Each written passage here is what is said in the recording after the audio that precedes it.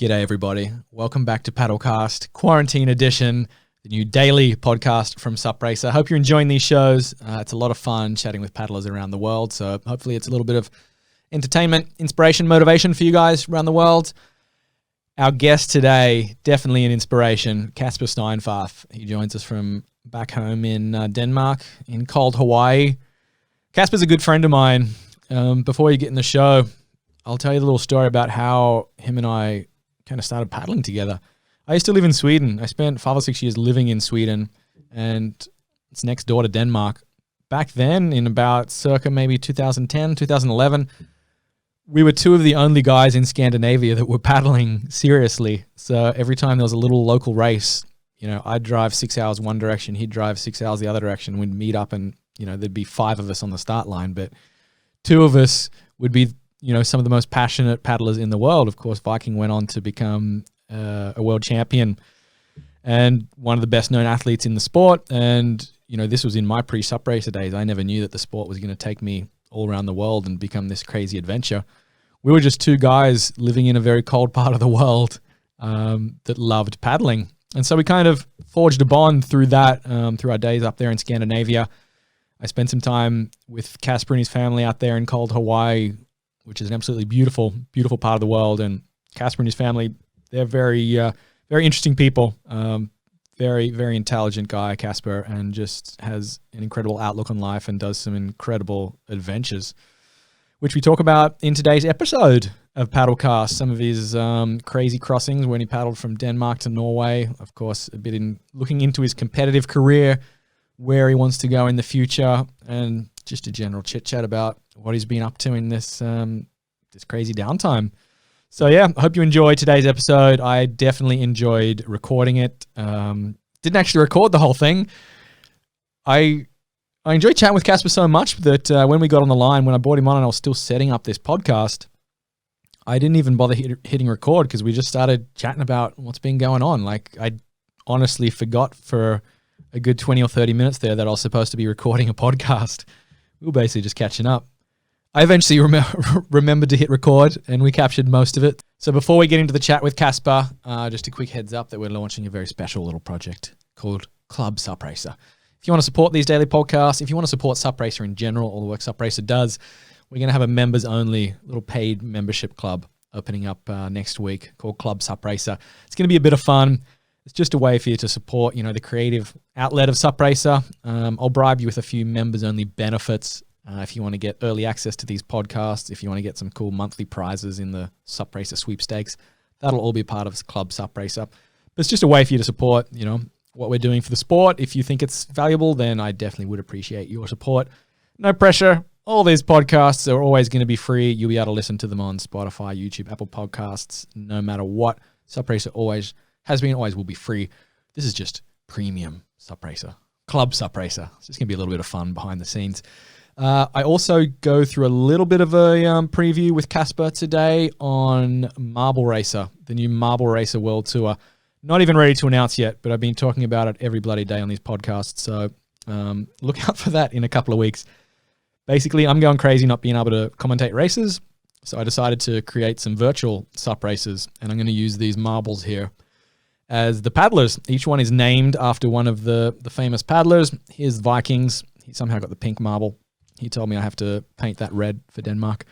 Basically, we've got 20 marbles there. I named them after some of my favorite paddlers, and we're building a course here, and we're going to just do some fun sup races. The first one's going to be the Marble Liner Cup to replace the classic Carolina Cup in a couple of weeks. So I can't wait for this. I think it's going to be absolutely ridiculously silly, but also a lot of fun. And hopefully it gives you guys a little bit of a fix, a little bit of a sup racing fix. We're going to be live streaming them in a couple of weeks. Alrighty, folks, let's get into it. Casper Steinfath, all the way from over there in cold Hawaii. Let's do it. Viking, welcome to the show, buddy. How you doing over there in Denmark? Is it just another day Thanks. in sleepy little Klitmøller in cold Hawaii? Do you even know there's a pandemic going on? To be honest, yeah, it's kind of just business as usual over here. No, it's not. Actually, I just want to throw in a disclaimer before we get too deep into this. I've been talking to Chris for 30 minutes before we started recording now. Yeah. And I thought we were We've already done the recording podcast. whole time. I feel like we've already done the whole podcast, but you didn't hit record. Minor detail. Let's do it all again because you had some gold material there, buddy. Tell us what you've been up to. Yeah, so I'm sitting in my living room here in Denmark in cold Hawaii, and I'm at home. I've been here for the last 4 weeks, I guess.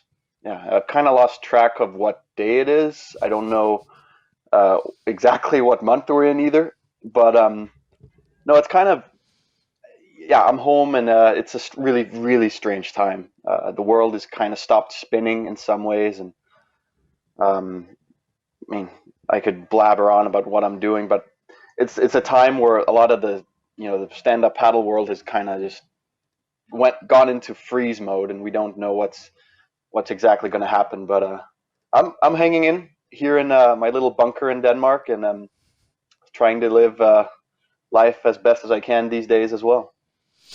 Where were you when this? Tell us where you were when this shit really started hitting the fan. Because you were, when everyone got told to go into isolation, you were already the most isolated man in America, I'd say. You don't have to tell us exactly where you are. I know it's a secret, but just paint the picture. So that was like in the beginning of March. I had just been in Hawaii to do the next year's photo shoot with Nash and develop some equipment. Then my girlfriend Stina and I went to California, and my family has this little hut, this little cabin out in the middle of the woods, on the beach, but in the woods up on. I can't really say exactly where it is, but it's in Northern California, a place, and it's very remote. It's a place that you have to hike for 4 hours just to get to. Oh, I think it's a bit more than 4 hours, buddy. I've done that hike. If your name is Chris Parker, it could easily be 6 hours. I forgot that. But we were out there, and the irony being, we still have internet connection out there, and we have, water, we have wood to make fires, and my cousin was out there as well. And the irony being that, he had enough beans and rice out there to survive, I don't know, a year or something. Like, there's so much food in this little tiny hut for 3 people that when the apocalypse hit, we were considering, like, well, maybe we should just ride out the storm here instead of going back to Denmark. But I felt the right thing was to go home. But were you tempted there for a while to just stay out in the woods for 6 months? Yeah, to be honest, like, I was really tempted to stay there.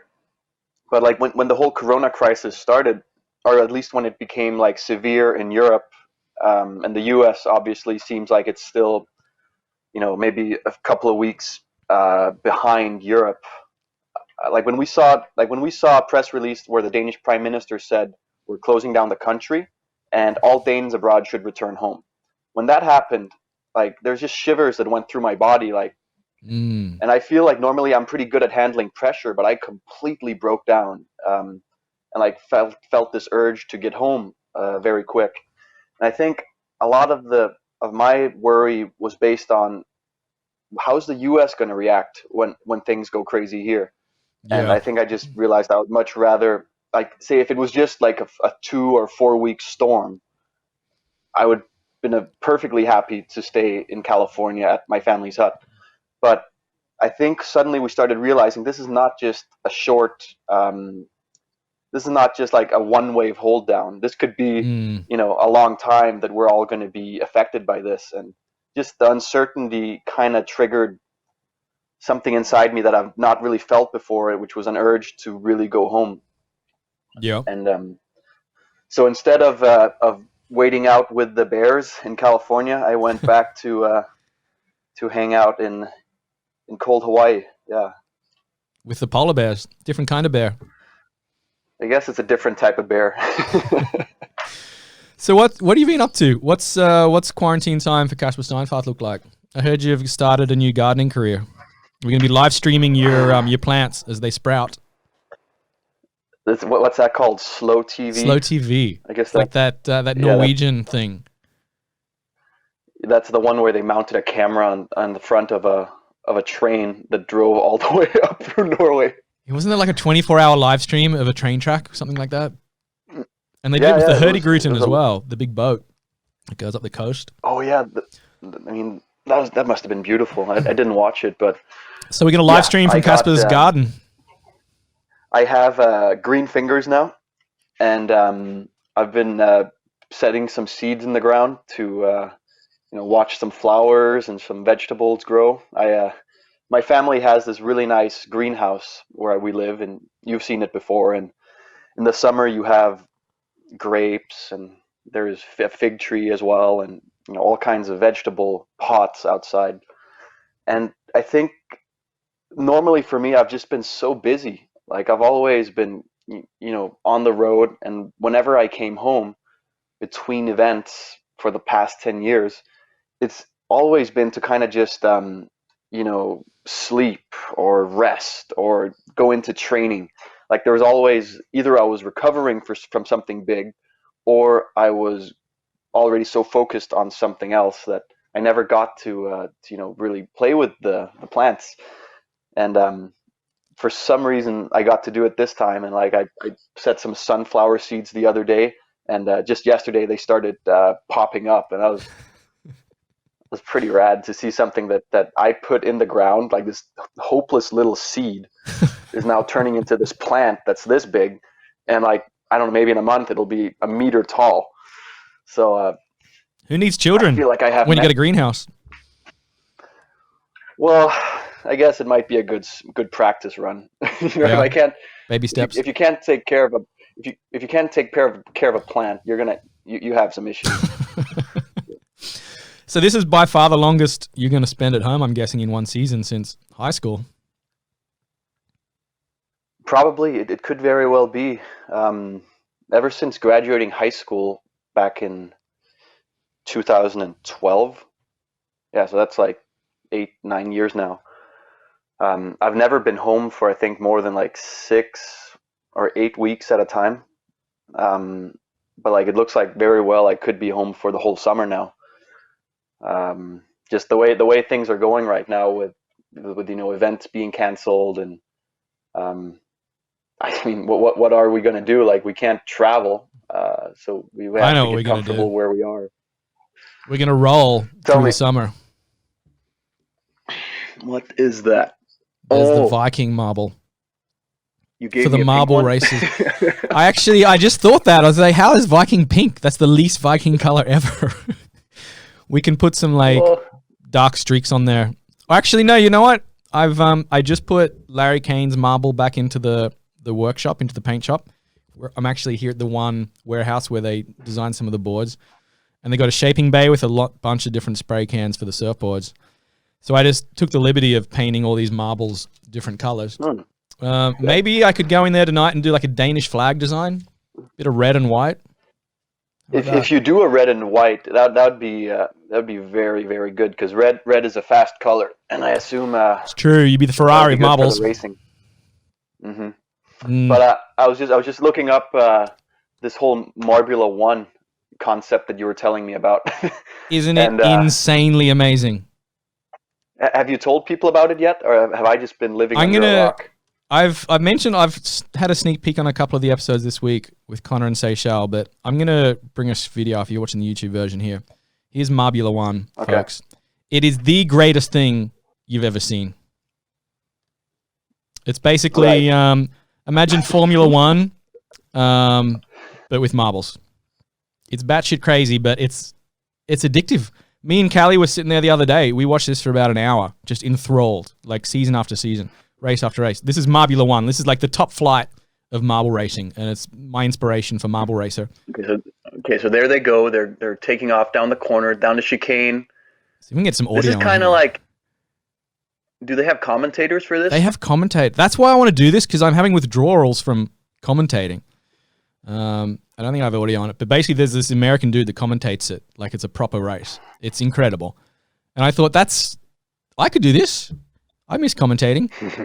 So I've painted up a bunch of marbles like all the famous paddlers, and we're just going to build a track here in the studio and have some fun little marble races like this. It's insane. Honestly, look up Marbula One on YouTube, everyone. It's the most addictive sport. And it's pretty rad. They have backstories for the teams, and like you can follow. You look at the comment section. It's all these fans that are either like really happy or sad because the team won or lost. It's incredible. I mean, what's the ratio of like?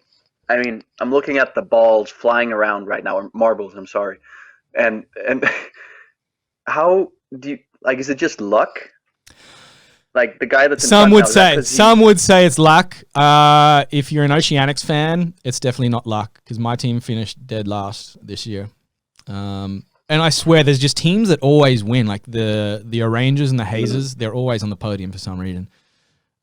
People really get into this, but no, it's technically there's a bit of luck involved. But I think there's I think you and Boothie and Connor are probably going to be up front still.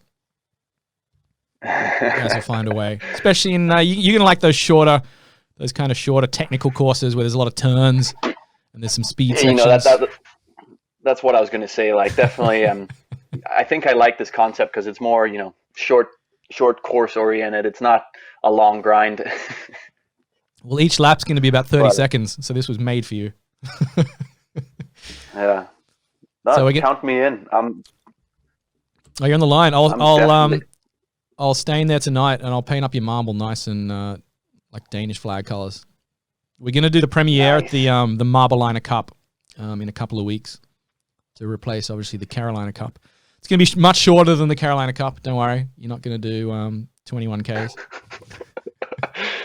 I think a lot of people have a mixed relationship to that event. You've done it. You did it once, right? What did you think of it?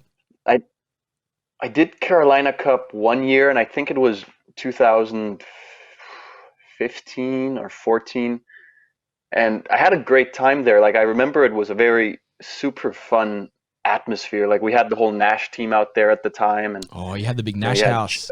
Yeah, we had the freaking Nash house where Chuck Patterson was kind of like Chuck Patterson was the overworked babysitter, basically trying to babysit Tucker Ingles, Cody Kerbox, Toby Cracknell.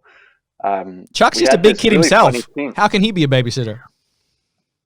Well, we were babysitting him, remember?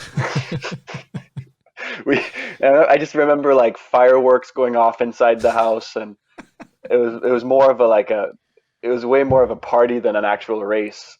And but the race is I remember it because that was freaking tough. Like I remember we were battling for, was it 2.5 hours or something? And I think we just realized the race was so different than anything else on the circuit because it was long and mixed. Like you just had all those different conditions. Yeah. From like the choppy water and like upwind upwind, downwind, flat water, current. Yeah. And for some reason, like I remember Cody Kerbox said to me after the race, like he was never ever going to do that again. That was just like the famous words of Cody. But that was a fun one. Thinking back of it now, like it's a cool little town out there in Wrightsville. It's a good spot, huh? It was really beach cool. Town. The race is horrible. I mean, I've done that race, and it's so draining. It's so long. Yeah. I mean, did you actually finish the race? Yeah, I did the full graveyard the first year I went over before I started doing the live streams, and I actually remember at one point I got a free ride on a train with someone and was way further ahead than I should have been. And with about 2Ks to go, Chuck Patterson came charging past me when I'd hit the wall. So I was like, oh, come on, I wanted to beat Chuck. But no, I limped home. Because we've had that ocean leg, so when you're in the flat, you can obviously draft for it. It's easy. And then as soon as we got out into the ocean, that's it. The string breaks, and I was on my own. I was in trouble. Yeah. But it's good. There's a lot of tactics in that race. It's fun. I really enjoyed watching it the last few years, just on live stream or just talking to the people that did it. And I see for the guys that specialize in those types of courses, like Michael and Bruno and Travis and T2 and like those guys, there's so many breaking points in the race. Like it's not it's not just a flat water race, and there's Mm. yeah, I really enjoy the tactical aspect of it, and like the opportunities it allows, even though I just realize it's nothing for me. What is for you? Because you've become famous as this unbeatable sprinter. Like in the short course, technical races, you're clearly the best in the world. You won the APP title, both the sprint and the overall. You've been dominating the short course for years. But in the beginning, you were doing the 11 cities. When I met you, your first few races were like 200 Ks long. What happened? It's a good question. I don't know what went wrong, but You're not coming back to no, freestyle this year? It might really be the wanna first go race back. of the season. I really want to do the 11 city tour again, but something has just clicked in my mind that like I have this paranoia or even like mental block when it comes to long distance, which is so weird because when I started paddling, that was what I loved. Like I loved doing the long races, and I think it was because I always, you know, I used to run track and field, and I loved longer distances, and I loved running, and I think getting into stand-up paddling, like I enjoyed the fact that I could paddle up and down the coast here in Klitmøller, and I enjoyed the distance aspect. So when we started competing, I think it was just natural because that was what everyone did, these distance races. But somewhere around, man, I gotta say, like it was around 2014, like right, maybe it was Carolina Cup that actually broke it for me. But I just realized, like, man, these distance races are such a grind. And around the same time, I started realizing that I was very explosive in the short course stuff. Like I tried some different paddles and stuff in Abu Dhabi when I was there, and then I won the ISA Worlds in Nicaragua. Oh, that's a good picture right What's there. this shot, mate? Is this 2012 maybe? That's 2012 because Casper Bart and Peter Bartle Bartel was there. Yeah, That was the podium, right? That was just as we crossed the finish line on day 5 of the 11 city tour, the final stage. Bart had just won another title. I don't know how many times that guy has won the event, but I remember for 5 days we were basically chasing Bart, and wow, that was brings back good memories. I think I was 18 at the time. Yeah, you look like a little boy. There's no facial hair there. I definitely had there's no beard for there's no sign of a beard at all. So what was you went to Abu Dhabi, you did that World Series Super Sprint event over there in the desert? Yeah. Is that when it changed? Yeah. Well, it changed right there because actually I fucked up I really screwed up in the sprints there. I didn't even make the final, so I went into the what do you call the losers final? You know, that terrible concept where you have to go one more time just to show that you have to fight for 6th place or 7th place, and all you really want to do is just go stick your head in the ground somewhere. But I end up changing paddle size. Like instead of using remember that was back when we were using really tall paddles, and like I went from using like an 80-inch paddle down to like something that was head high. And then all of a sudden I just realized I had this whole other gear when I was paddling. I was way more explosive. And then I think it was only like 3 or 4 weeks after that, I went to Nicaragua and I ended up winning the technical race at the ISA Worlds there. And that's when I realized that I had this explosive potential. I don't know if it's fast twitch muscles or what it was, but all of a sudden it dawned on me like, well, maybe I should do more of these races. I should do more of those things that suit my style of paddling. Yeah. So I've since then I've kind of just focused on sprint racing and technical racing because I think it's what I've done well in, but it's also those type of paddling styles that I love. It's action packed. You were one of the first paddlers to specialize. Apart from the downwind guys in Hawaii that just paddled in Hawaii, I'd say you were the first serious athlete to specialize. which is smart because if you look at something like running, Usain Bolt's not doing the 100 meters, then turning around and doing the marathon. Like, that's insane. No. But in this sport, a lot of guys do everything. And it's taken, some of them a long time to, realize or just decide that they can't do it all. Yeah, it's crazy. It's really strange, like the way we're so, like, I remember those first years, like it was just the social norm that, of course, we're going to do the 200-meter fastest paddler on earth thing at the Lost Mills, but we're also going to do the 18-kilometer distance. We're also going to do the 11-city tour, and we're going to go race in the waves at Battle of the Paddle. And it was just, looking back at it now, I can't help but like think, what the fuck was going on inside our minds? Because there's just, when you start getting more knowledge, and like when people start getting serious about training, it's just very different approaches. Like Michael Booth can tell you, if you want to train to be a distance athlete, it's going to be significantly different than what I'm doing as a sprint paddler. I mean, there's some similarities, but ultimately, I don't think we can expect to be doing well all across the board. There's still some guys that are doing fairly well, but we've seen the last couple of years, like take Connor, for example. Connor was always the athlete in my mind that could do everything. And even he he tells me that he's, specializing more now, and like he wants to do more downwind or sprint related stuff. He finally got his starboard contract changed. He doesn't have to do everything now. He was pretty stoked about it. I'm happy for him about that. But I remember when I started taking these decisions like 3 years ago to just only focus on sprints, it was scary, and I did not find it easy to do because, when it's kind of like, you're dealing with a group, and if everyone else is doing things one way, and then all of a sudden I see like I want to do it another way, it requires stepping away from the general mentality. Yeah. And I just remember I was really scared about what my fellow paddlers would think about me. I was really scared about what my sponsors would say about me. But what I realized is that I would rather maybe not do well in distance.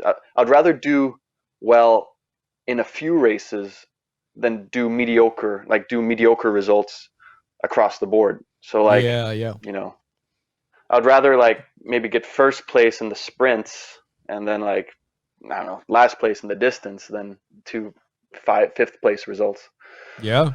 No, smart. Yeah. I think we're probably like running's probably not a good comparison because that's such a developed, specialized, fast sport. But I think if we look at something like cross-country skiing, which you know quite well, I think SUP's pretty similar to that in terms of the athletic ceiling that you could hit trying to do different disciplines. Like if you look at biathlon, especially cross-country, you've got everything from basically a kilometer. Well, now they even do like 100-meter sprints, that new event. But basically everything from like sprints, which is their 1K, 2K race, up to 50K classics. And there's like once-in-a-generation athletes like Petter Northug or something that can come along and win everything. But basically you're specializing.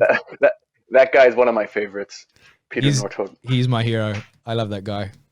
Even though I'm like part Swedish and he was like the bane of the Swedes' existence because he's the Norwegian king. He was a legend. He made cross-country skiing entertaining. We need a Petter Northug in SUP racing. He's the type of guy that I'm pretty sure that like half of Norway adores him and the other half of Norway freaking hates him. He was basically like he's like the John McEnroe of cross-country. Yeah, exactly. He's just so full of himself. Like he just spills over and like steps on people's toes and like he'll turn around. You've probably seen the videos like on the finish line. He's like that's the best maybe one. 5 meters in front of his opponent, and he'll literally turn around right before the finish line, look his opponent in the eye, and then like sidestep across the finish. I think that's one of the most memorable. I'm gonna see if I can find that real quick. Have you tried cross country? Didn't you do a race recently? Or you were training for a race? Was that your snow kiting career? Maybe I'm thinking of. That was my short-lived snow kiting career. Yeah. I did. I got Do you into. just want to try snow everything kiting. once? No, no. I'm not done with kiting, but I definitely want to try different stuff. That's Like what I mean. Like, enjoy the are you challenge like of- the kind of guy that wants to just try it all? Like, just experience, like, get a taste of everything. Yeah, for sure. I want to know what goes through the mind of, say a kite surfer. Like, and when you go to the mountains with a kite, like it's such a challenge. And I think I enjoy some things like paddling, for example. I really enjoy getting deep into, but I also just enjoy getting the taste of other sports. I never really did cross country skiing. My coach Magnus, who is Swedish, he always I told found me that like, video. I'm gonna play it. Keep talking. so Magnus told me I should try cross country skiing. There you see it, because the motion is very similar to paddling. Well, but I gotta they're replay gonna that. play it in slow motion. Like I back think they're gonna here, bring a close up. I love the little gesture he does to the crowd. Like he goes shh to the crowd because he knows he's already won. He's like the Usain Bolt of cross country, Yeah, and that's the he's Swedes so in full of second. himself. He just loved beating Sweden. This part here, Yeah. he's so arrogant. Yeah, we do kind of miss that in stand-up paddling. We don't have anyone that'll do that. Stop on the finish line. Man, yeah, I just remember the Swedish commentators they thought he was like the devil. But look at that. Oh. That takes some confidence to do that. But you're right, we missed that. We need a little bit of spice in stand-up paddling. We need a villain. Come on. Who can we get? I mean, there are characters out there that will do it, but I think it's more there's a lot of Can you throw anyone under the bus as well? I'll throw a person under the bus that I have a lot of respect for. Back in the early days of paddling, Eric Terrien Oh yeah. was actually one of my inspirations. Eric was French. He was like probably in his late 20s, 30s when he was competing, and he was. I love Eric, and we're really good friends. But we had some run-ins where he kind of. I remember this time we were running up the beach in La Torche at this World Cup event, and it was not even the final. It was literally like the first or second round of this sprint course, and we're running up the beach to the finish line, and there's a big tidal swing, so it's like 100 meters we have to run. And Eric's like 20 meters in front of me, but he's like just, running easy, and I'm behind him, and I'm young, and I'm hungry, and I want to beat Eric, even though it's just the first round. So I just start sprinting full speed, and I get up side to side by him, and Eric, we're shoulder by shoulder like we're playing football. We're running towards the finish line, and he's pretty strong, and I'm just this skinny kid, and he sort of just like pushes me sideways, runs me off the course, so I go on the wrong side of the finish line, off the chicane, and like that created a big controversy on the beach of like, should that be allowed, or is that fair racing? Did he get away with it? But he got a lot of shit for it, but we both advanced, so there was no real. Yeah. I don't think he didn't get a penalty, but like when I think back, like that was actually one of the most conflictual moments in my racing career. I don't really want to throw anyone under the bus, but there's. Kai used to have a reputation. Kai and Connor had. That was a classic rivalry. They had a rivalry. Which that was a genuine tense rivalry too. They had a lot of stuff going for both of them. Where they were both super amazing athletes. Like they were the top in many ways at the time. They were both from the same island in Hawaii. They were both like when you look back at it now, like I wish we still had that rivalry going, because that was really fun. Like are you in the Connor camp or are you in the Kai camp? Like Federer and Nadal. Yeah, exactly. What was it like racing with those guys? What did you see out on the water? Because we never got to really hear what was. We need microphones at the buoys, I think. Tell us what was said at the buoy turns. Well, Actually, it was not really Kai or Connor that was yelling. It was usually Zane. It was usually Zane Schweitzer like yelling like, "Go Connor, go Connor!" But it was like these were Connor and Kai were these two super focused horses like that were just battling each other, and it was I don't think they could help it. They were just locked in this battle with each other, and I think all of us on the water, like especially for those 2 years that it was at its peak, in like I want to say 14, 15. It was I almost felt like we were just what do you call it, the when in a film, not the main characters, the Supporting actors. We were just supporting actors. We were kind of just like watching this show. It was the Kai and Connor show. And then I remember it culminated when we went to Salt Creek. Remember that? At the last battle of the paddle. The Handle Gate, yes. I got to bring that up on screen. For anyone that hasn't been around SUP for 6 years, that was a classic moment in the history of our sport. Yeah, it was a highlight, I would say, for the sport in many ways, because the setting was a new location for the Battle of the Paddle. It was a place that everyone was kind of nervous about because the waves are way more intense. And I think everyone will just remember that Battle of the Paddle as the, that was the peak of the first years of stand-up paddling. That was the peak of the golden age. That first era, like you call it the golden age. Like that was just a time when all the old timers were in stand-up paddling, and man, there was some fireworks that day. Yeah, I got the photo here. This doesn't show this is like a second before the infamous Handle Gate, but this is basically they were bashing into each other on the wave, and they were both like no one was they were both at fault basically. And they're in the lead of the race. Keep in mind, like they're the leaders right here. They're essentially just Kai was trying to like fade Connor, like he was trying to push him off the wave and further down the line. Connor was like, well, fuck you. So he started doing like cutbacks into Kai's board. That just got Kai more pissed off. He bashed into Connor. And then I think like Kai started falling. And as he fell, he reached out and grabbed the handle on Connor's board and dragged him down with him. Yeah. It was, that was some spice. That was bizarre. That was a Paddlecast moment. It seemed crazy in the moment, like what the hell happened? And then when people started seeing the footage of it, like that's when people started taking sides, like it was Connor that initiated, or it was Kai. Yeah, I remember the first video came out and made Connor look like a dick, and then like Matty Schweitzer had some like zoomed in footage of the handle grab, and then it was like like they're kind of both being dickish. It was like I love both of them. They're both.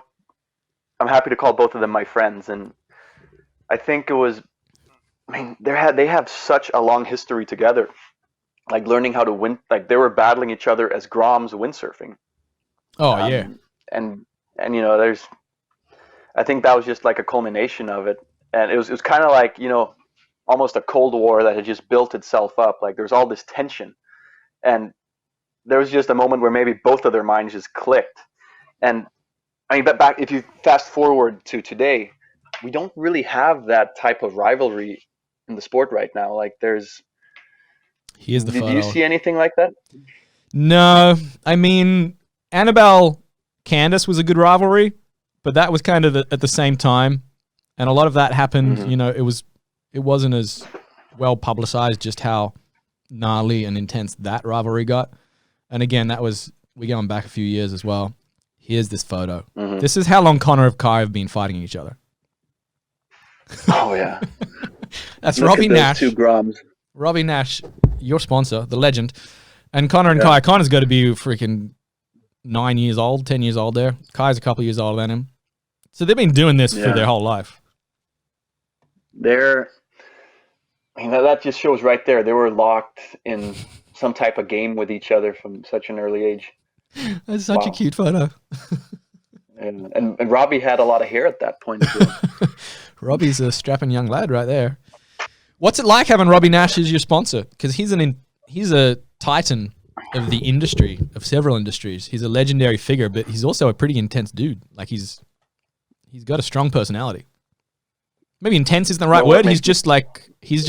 What makes you say that he's intense? I mean, I can't imagine Sven from Starboard shaping a board like a dick as an April Fool's joke. Robbie's just got he's basically a bit of a surfing hillbilly, to put it politely. But he's an amazing guy, but he's got some attitude for sure. Robbie's a character. That's the word I'm looking for. He's a character. He's one of those people that you just, when you meet him, you are affected by him one way or another. He's super accomplished in what he's done in the windsurfing world, and he was windsurfing in the 70s. He was the man. He was Mr. Windsurfing. I don't know how many world titles he won, but still, if he comes to Europe and goes back to any of the old windsurfing communities, he's 23. He's still a celebrity. According to Google. 23. I mean, I love Robbie. I really love Robbie, and I got to meet him for the first time in Hamburg, in Germany, in 2009, when I did my first World Cup, and he's just what I like about him is that he's still an athlete. Even though he was in his 40s at the time, and he was still competitive. He wants to be on the water, and one thing is that he's an accomplished athlete. He's also a very successful business owner, an athlete that transitioned into business. He's always had an eye for, new trends. Being a windsurfer, he obviously was part of, progressing the equipment to a level where all of a sudden windsurfers could do all these crazy moves on the water. You could, all the rotations and radical riding, I think was in big parts thanks to his push. Then he got involved with kite surfing, and saw that whole wave take off. Was part of the early years. Still is one of the biggest kite manufacturers. And then he was one of the first movers on stand-up paddling.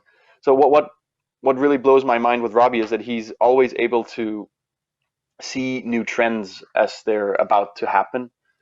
And he's made equipment not just for the high end, but he's produced windsurfing, kite surfing, stand-up equipment for the masses, and produced, given opportunity for a lot of people to get out on the water and ride. And that's kind of, wow. That's him windsurfing right there. How has he inspired you? I mean, that must be pretty cool when you're an 18-year-old kid and you sign with the most famous brand in the world of, these kind of sports, led by this titan. Mm-hmm. He was, to be honest, at the time when I met him in 2009, I actually did not know who Robbie Nash was. Tell us the Yaver story. You borrowed his board, right? I was at the Yaver World Cup in Hamburg, and I was this 15-year-old kid that had to lie about my age to get into the event, and I ended up borrowing Robbie's board for the first for the amateur race. Actually, I was set up to use a starboard, but someone else took the board took the starboard in front of me, and then all of a sudden I ended up on Robbie Nash's personal board.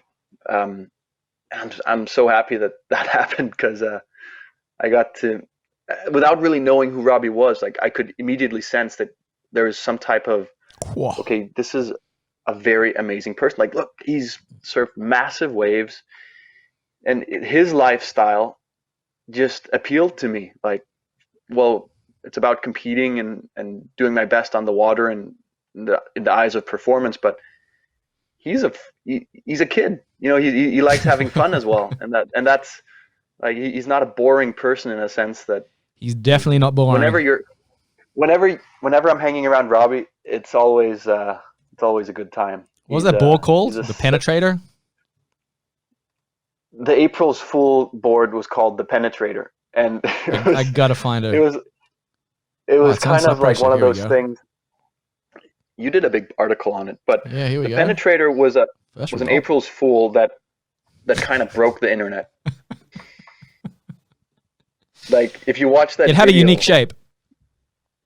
you know, it had a shape that was built to perform in various ways. Like it was very efficient. Like you could take a lot of strokes on one side before That's having to right. turn.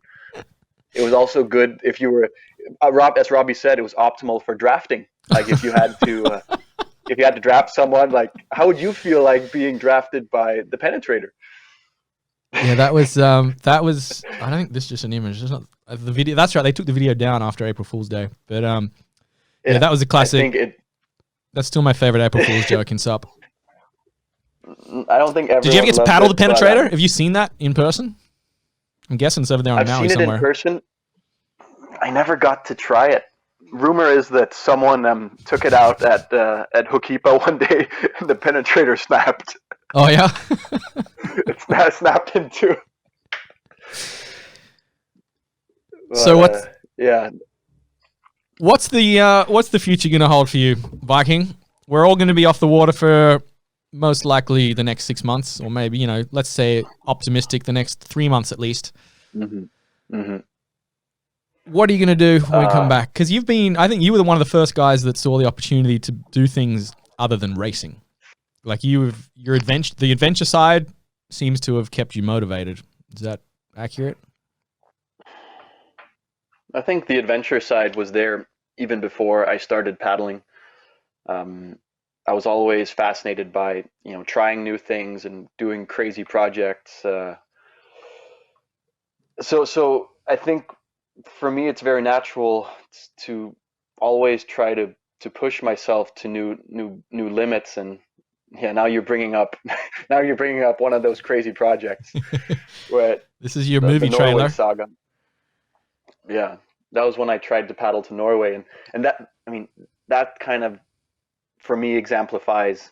I love competing, but I also feel there's some great adventures to be had outside of the competition arena. Yeah, that.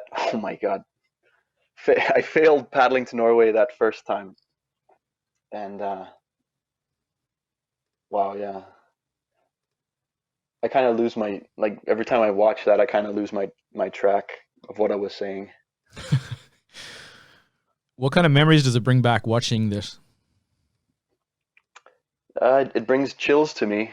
It kind of makes me just it transports me back to another time when my mindset was just so, when I was so engaged in, you know, preparing for this massive crossing and like training for it, and you know, the whole saga of the Viking crossing was one big, it was the biggest chapter of my life. It was not just about this physical accomplishment. It was a project that drove me to learn all kinds of new skills, like paddling in the dark and overcoming failure and asking for help.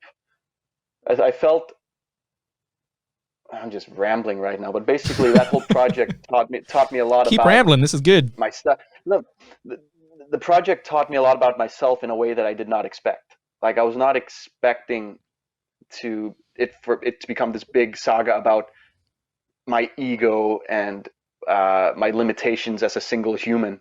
I thought when I was going to paddle to Norway, like, oh, no one's done it before. I'm going to jump on my board, paddle across this 145-kilometer ocean, and we'll have a bottle of champagne on the other end. That was kind of the way I approached the project. But I mean, then it just became so much more. It became, it became a freaking saga. Well, now people can watch the saga because it's streaming on Red Bull TV. Very exciting, buddy. They can jump on there. Yes. So search for Skagerrak. It's up there on the screen. SKAG. I'll link it in the description. Skagerrak. That's the name of the crossing, right? Skagerrak is the name of the ocean between Denmark and Norway. It's also we made it the title of the film because it was, you know, that's what it was. It became about this very ocean. It's the film is available for free on Red Bull TV around the world, and yeah, there's some good stuff in there. Oh, it's a classic, mate. Yeah, I'm just watching that scene you have on right now of us being stuck in the snow. I guess the film kind of gives an honest portrait of adversity, and like for example, just being stuck in the snow there with the car. Like we didn't intend for it to happen, but shit just happens, and then you got to find a way to deal with it. So no, I'm really stoked that Red Bull got on Red Bull TV in the last, I think it was 2 weeks ago, and now people, for better or worse, have a lot of time at home to watch. It was stuff. good timing. That's some quarantine content right there. Yeah, I think I'm excited that I got to share it, and it just kind of, I haven't talked about the movie for a while. Can we do a watch party? Yeah, we could do a watch party. I just announced we're going to do one with Bart for the Yukon movie on Sunday night, Monday morning European time. We're basically going to live stream the movie, and then Bart and I are just going to be little talking heads in the corner, kind of like the director's commentary on a DVD bonus. Oh yeah. I thought it'd be fun if you guys could put something like that together over there. Yeah, that'd be fun actually. I'm sure we could have a fun one with Peter Alsted, the director of the film. He has a lot of good comments. Is there a Skagerrak 2.0? What's your next crazy adventure? I don't know yet. I feel like I'm sure you've got some ideas though. I have some ideas, but I don't think I'm ready to share them yet. Can you give us a cryptic teaser? There's a lot of water around Denmark. I guess I can just leave it at that. You let your imagination take you away. No, I look. It's for me. It's about the challenge, and I kind of just I'm keeping my eyes open for what the next thing could be. I don't know, but I want to do something that pushes me to learn new stuff. And like for example, if it was to just like say paddle to Sweden next time, like across the Kattegat Ocean, I could do that. But that's easy, man. There's a bridge. Come on. There's a really nice bridge. There's also a couple of nice ferries that go that way. Yeah. What did you learn from the first one? From the Skagerrak?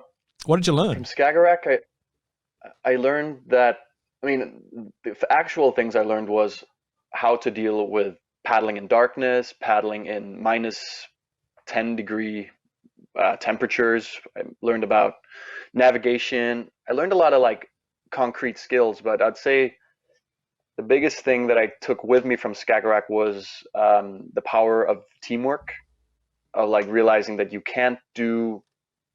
I like to think that I can do everything on my own as a world champion, as a strong person, but I just reached a point where I need help to organize logistics. I need help to navigate. And I also learned probably the most important thing, which is it's okay to fail.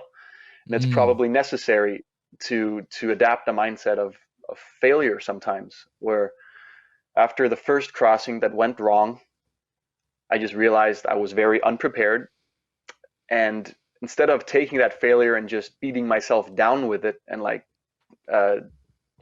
deserting the project, I tried to use the failure as something positive and learn from it. So that's probably the biggest thing I took with me, was that, hey, I'm only human and I'm going to fail, but when I fail, I want to learn something from it. And I think it's a message that not just elite athletes should adapt. I think it's something that everyone could learn something from, where sometimes we set a little bit too high expectations for ourselves, and failure is just part of learning in some way. That's what I learned from Skagerrak. That's beautiful, mate. That's beautiful. What's Red Bull's approach to this? Like, in terms, you've got like two sides of you. Say, if you're paddling, you do these amazing adventures, like famously Skagerrak. You're a world champion in the racing. What does Red Bull value? Because Red Bull's, I'm presuming, your biggest sponsor, or like it's definitely your marquee sponsor. It's a pretty huge honor to be a Red Bull athlete. What do they encourage you to do? Well, Red Bull is one of those sponsors that's really, really interesting because it can go many ways. Like the philosophy of Red Bull, of course, is to give wings to projects and to athletes that, to make them excel. They've really helped me achieve a lot of my dreams in the paddling world since they came on board. They helped me improve myself as an athlete, gave me resources to do that. But Red Bull also has this, wild, wild part of their DNA where, they come as a extreme sports brand. That was their DNA in the first years and still is a big part of it. So they love these projects. Like Red Bull was very much a part of the Skagerrak project. You see, it's on Red Bull TV now, so they really love these type of stories. And I think for Red Bull, it's a balance. Like, and I'm kind of in a limbo where I can go both ways. Like, obviously, I'm not done competing as an athlete yet, but I have a lot of more. I have a lot of desire to explore. I don't know, explore Mother Nature, explore different ways that we can have fun outside in the elements. So I think Red Bull is really fun to play with because they're always whenever I have an idea to do something crazy, they're usually, yeah, let's do this. Let's make that happen. So I don't feel that like I could basically walk in and say anything and they'll listen because if it's something out of the ordinary, it would you know they're all ears. It's They're part of their open-minded. DNA. They sound like a pretty awesome sponsor. It's definitely a privilege to work with brands like that where it's not just. I think for me, I don't view myself as just a competitive athlete. I view myself more as this explorer, or I don't even know what the right word is, like, but I don't feel like a traditional athlete where it's all about just chasing that next world title. um, I mean, there's that concept of deep play that Yes. my dad goes into um, in Standing on Water, the film, where I feel like my life, maybe because I grew up as a surfer, it's always revolved around chasing these uh, na- nature conditions, where whether it's the waves or the snow in the mountains. um, it's like I'm not. It's so hard to describe, but I just love having fun outside and doing what I do. So I think that's just yeah. It's a good way to summarize Meltdown. it. You just like having fun. It's all about playing. What's gonna It's look? it's about playing. What are you gonna do next year? What's your competition schedule? Say, what was your competition schedule this year? Let's just, because that's probably going to be next year's schedule for you, I'm presuming. For this year, my plan was to do select events. I was gonna do the APP races. I was gonna try to go for the sprint title there again, um, and possibly ISA Worlds if that happens. But really, it was a very small select group of events that I was even planning on doing. I was going to do more clinics to interact with paddlers around the world. I was going to do more clinics and video projects with Nash. It was kind of similar to last year, to be honest. I was going to do similar events, but that's all up in the air now for this year. And we're going to have to see when we get to the end of this year. It's just I have to reevaluate like what is my desire, because I'll also be very open saying that I've been paddling professionally and competitively for the last 10-11 years now, and I really enjoy doing other things than paddling. So You turned 27 this if I year? will, I'm turning 27 this year, and it's really weird because I feel like I still have so many good years left in me, and I feel I have so much to learn still. You got 20 But years if you follow the Kelly Margetts model. yeah, but Kelly Margetts is from another planet, man. Yeah. So what do you think the future It's a holds? question mark. it's a question mark beyond this year, and I think really only time will be able to tell, because I really enjoy spending more time here at home with my girlfriend. I really enjoy the other projects I'm involved in, like hosting the Midsummer Viking Challenge, for example. That's a concept I want to grow beyond Denmark. What's happening there? I'm guessing that can't run in June, or is it still a question mark? The event is still a question mark. We haven't received official guidelines yet from the government. We only received notice that the big music festivals and like the big events that have thousands of people gathering, they're not allowed to happen throughout, I think, even in August. So we don't know yet if the Midsummer Viking Challenge is canceled or not. But can you do a midwinter's Viking Challenge? Paddle 24 hours in the dark? Would you be up for it? If you do a midwinter's challenge, the winter solstice, I'll be there. That's my kind of race. Yeah. Just take me back to 11 cities nonstop. That's an idea. I had that and some other possibilities of running a different type of event where maybe it's not one big event type. Virtual race, that was like an idea. Wings for Lifestyle. Where obviously the Wings for Life was a concept I looked at, where, like, say you have people paddling around the world doing their own thing, but we're still looking at what's actually possible and what's not possible. Yeah. But I want to do something regardless if the event happens or not. I want to do something around midsummer to just to celebrate the return of summer. Yeah. I mean, we can't stay inside forever. I mean, I'm kind of curious that, I don't know if you felt. Is someone calling you? My dad calling me. Yeah, my dad's trying to call me. I've just declined him twice.